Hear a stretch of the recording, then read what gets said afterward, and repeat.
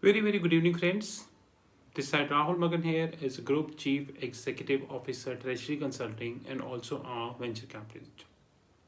As you understand that Treasury Consulting is a multidimensional concern, and we already launched our news desk. Apart from that, our OTT platform TRFX Academy is live. Our video trainings, audio trainings, and our penny stock trainings desk, FNO Learnings Academy, and many things are currently live. If you wish to have any information about them, you can definitely WhatsApp at 9818485155. 9818485155. Today is 29th December 2020. Practically one around 50% of the day is done and 50% of the day is pending. And to be honest, we are just one and a half days before to welcome 2021. And I would like to share my understanding about 2021. To be very honest, I feel that 2021 would definitely be a very volatile year across the globe because around the same time last year the world saw COVID-19, and around the same time the world is now getting a news from the UK that two different strains pertaining to coronavirus is live. And as we speak, around seven plus countries of the globe, and many are European countries, they already reported the new strain in their countries. And some countries also reported different kind of strains. In fact, to be very honest, we need to be very careful in that regards. If this would happen, then I will go one by one. Number one, I would be covering about aviation. As new coronavirus strains is right across us, I strongly feel that it would have a deep and denting impact on the aviation sector across the globe. Aviation sector is already struggling a lot, and I'm really doubtful that I really doubt that whether aviation sector can pick up in 2021. There are many countries, including India, those who said that, you know, I would say that the people who return from UK are having the similar kind of strains, but unfortunately, it is difficult to conclude now. To be very honest, I think that aviation sector would be a big hit in 2021 again, and more importantly, we also need to understand that aviation sector needs to gear up for that. There are many airlines those who busted across the globe in 2020, international airlines, and maybe more will get bust very soon provided aviation sector not picked up. About hospitality and the hotel sector, I feel more or less the same situation, and we really need to understand that hospitality and the hotel sector need to gear up for the worst, because today World Health Organization also said that the COVID-19 is just a wake up call and maybe more mess on the cards. Maybe they are giving some indirect or direct hint about the recent strain in UK. And God knows if we see similar kind of strains in different parts of the globe based upon their geographical locations. And but guys, if this would happen, then it would be a really mess up. About aviation, hotel and hospitality sector, I see 2021 will not be any different compared to what we had in 2000. A bit of improvement is there, but this bit of improvement might not be able to revive these sector in a completely, I would say, in a completely different manner. I know that there are many retail investors and high net worth individuals, those who are buying the shares of aviation and the hotel sector and all. Please be careful, guys. I'm not saying you should not buy. If you wish, you please buy, but please remember that very carefully. That if you once you buy, the stock has to be closer to intrinsic value. If the stock is closer to intrinsic value, you're welcome to buy. If the stock is not closer to intrinsic value, you should not buy. That is more important thing.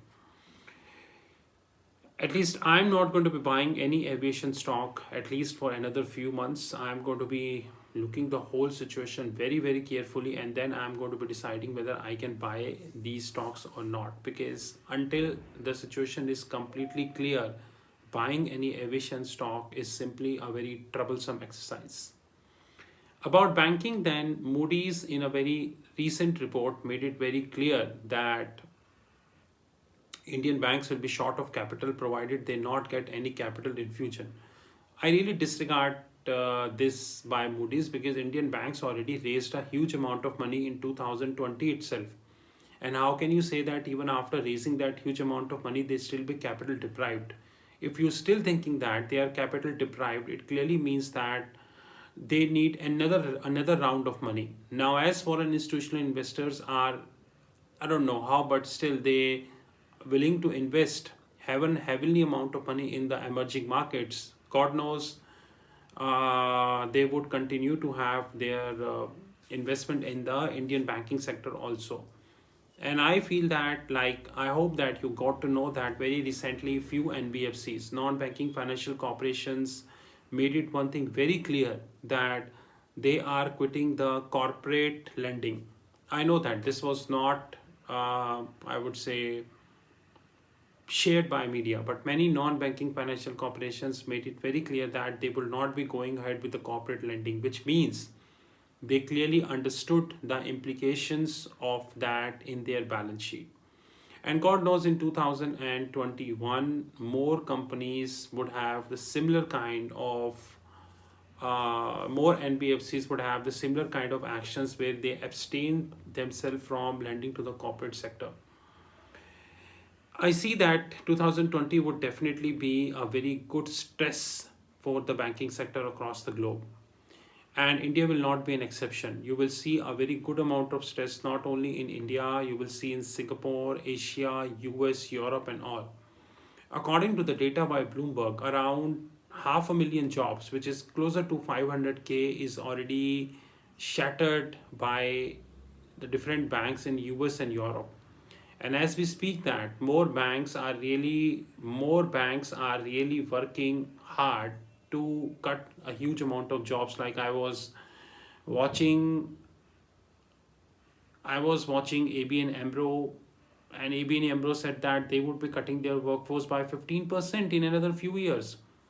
15% cutting of workforce in another few years, God knows. And according to the public statistics, ABN AMRO is around, I would say, 20,000, around 20,000 employees, which means that 15,000 workforce is around 3,000. HSBC is also cutting around what 35,000 plus jobs in several years. So that stress would definitely be continue. We need to be very careful and we need to be very alert as far as the, I would say, the situation in the banking is concerned. I understand that in the countries like India, the banking is getting a great hype, but the right investor is one who will handle this hype in a rightful manner and invest when he feels that the stock is closer to the intrinsic value. This is part one and part two, wherein we discussed about aviation and the banking. Probably more such live sessions on the YouTube would be on the cards. If you have any question, feel free to ask. I have another 5 to 10 minutes to answer your questions.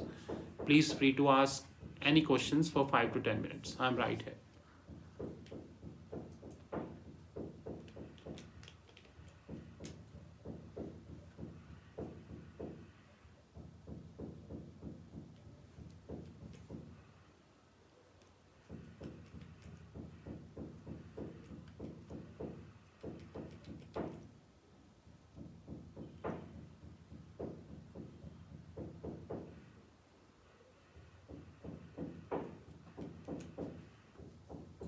Any questions you would like to check, please?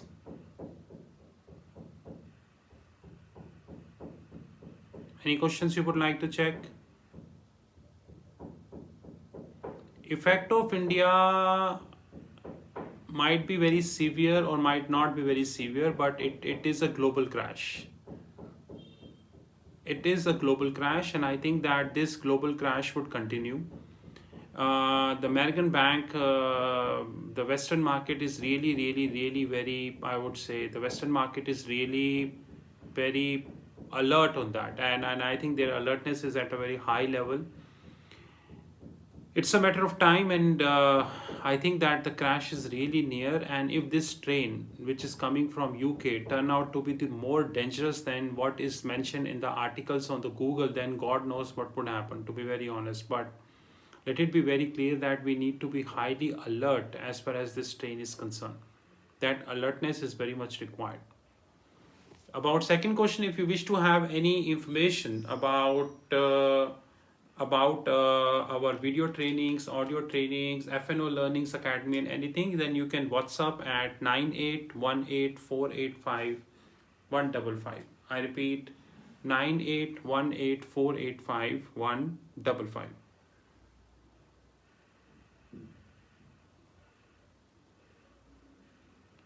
Okay. Any other question?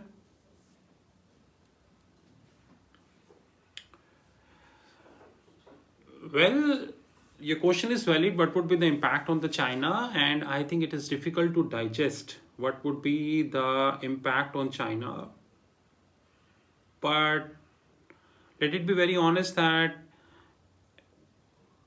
the coronavirus started, but Chinese economy grew very well, and Chinese economy did decent within this coronavirus period, to be honest. And I feel that the Chinese economy will continue to do very well. But of course, if the UK situation worse, example, if this virus situation worse, then I'm sure that there are hell lot of actions on the car. I think that the Chinese economy, one biggest issue we have in the Chinese economy is their bond defaults. Their bonds are defaulting, and they are defaulting at a much higher level. I really not sure how come the government would be able to handle this situation, but I think that Chinese economy is more or less prepared to handle this situation. Of course, one thing which I would like to make clear, that the data quality is an issue across the globe. Like today also I was reading one of the articles in which somebody said that the total amount of cases reported basically of coronavirus in Wuhan, officially speaking, the corona started from Wuhan, is much higher than what it is reported.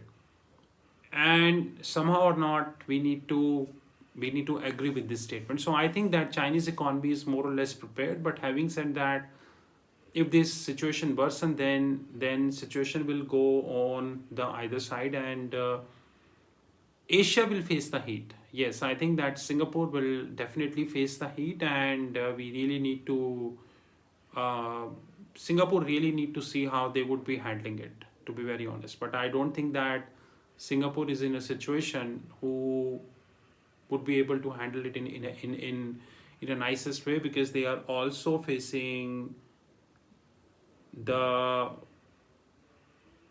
fiscal situation, and that is really to be tough. The second last question, in the interest of time, how the impact would be on the Indian IT sector. I think that the Indian IT sector impact before coronavirus is the US presidential elections.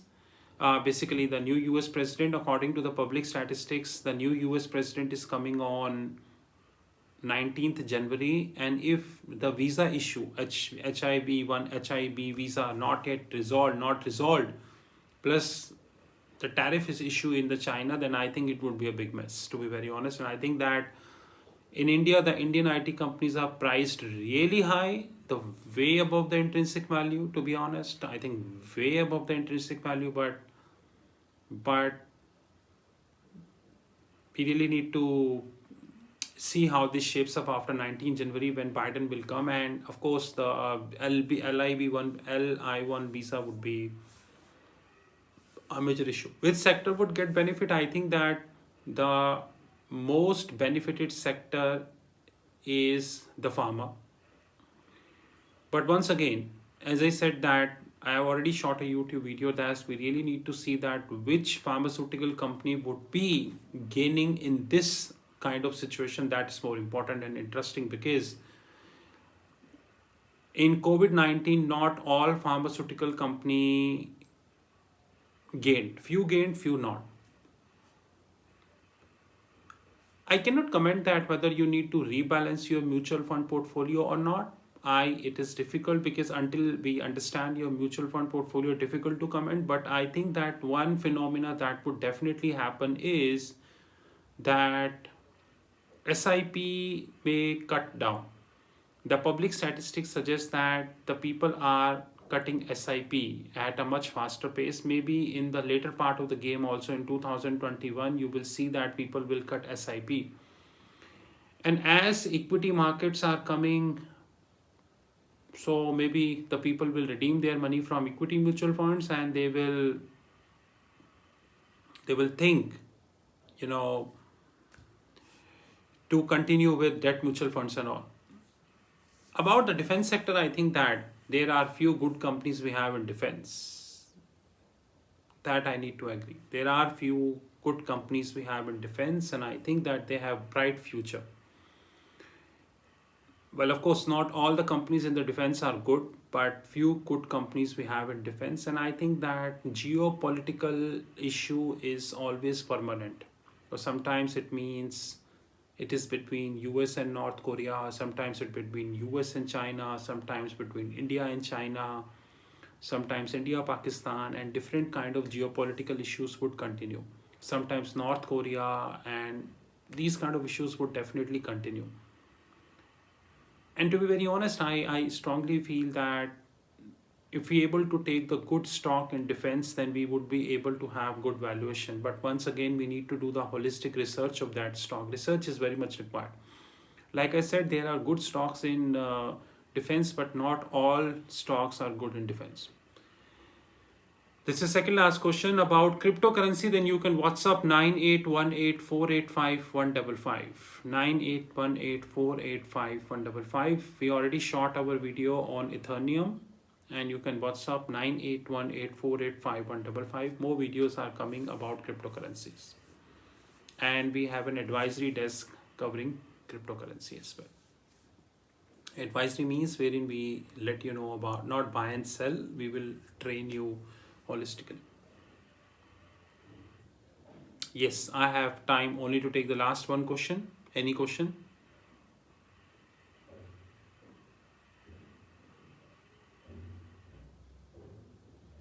Okay, this is last question. Well, it is really difficult to say that whether Bitcoin would be crossing 50,000 or not, but I feel that there is a great lobby which is going in the Bitcoin. And I think that this lobby started in 10K, and started from 10K, and as we speak, it is very closer to 28K. Maybe I have already shot several videos. Maybe this lobby is having a clear intent of taking Bitcoin to